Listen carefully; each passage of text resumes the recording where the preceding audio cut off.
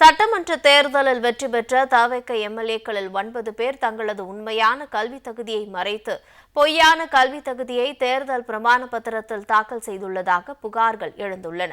அம்பத்தூர் பாலமுருகன், எழும்பூர் ராஜ்மோகன், ஆவடி ரமேஷ்குமார், தாம்பரம் சரத்குமார், தஞ்சாவூர் விஜய் சரவணன், விருதுநகர் செல்வம், கவுண்டம்பாளையம் கனிமொழி சந்தோஷ் மற்றும் குமாரபாளையம் விஜயலட்சுமி உள்ளிட்டோர் போலியான கல்வி தகுதிகளை அளித்துள்ளதாக அரசியல் கட்சிகளின் நிர்வாகிகள் மற்றும் சமூக ஆர்வலர்கள் தேர்தல் ஆணையத்தில் புகார் அளித்துள்ளனர்.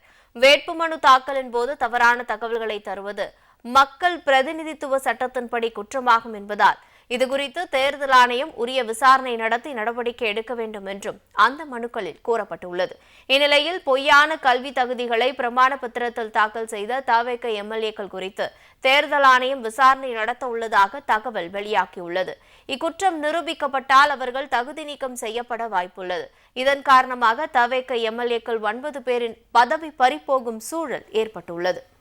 சட்டமன்ற தேர்தலில் வெற்றி பெற்ற தவிக எம்எல்ஏக்களில் 9 பேர் தங்களது உண்மையான கல்வி தகுதியை மறைத்து பொய்யான கல்வி தகுதியை தேர்தல் பிரமாண பத்திரத்தில் தாக்கல் செய்துள்ளதாக புகார்கள் எழுந்துள்ளன.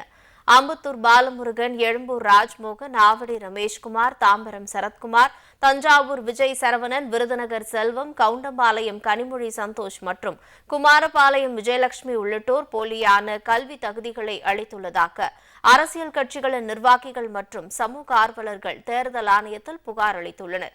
வேட்புமனு தாக்கலின் போது தவறான தகவல்களை தருவது மக்கள் பிரதிநிதித்துவ சட்டத்தின்படி குற்றமாகும் என்பதால் இதுகுறித்து தேர்தல் ஆணையம் உரிய விசாரணை நடத்தி நடவடிக்கை எடுக்க வேண்டும் என்றும் அந்த மனுக்களில் கூறப்பட்டுள்ளது.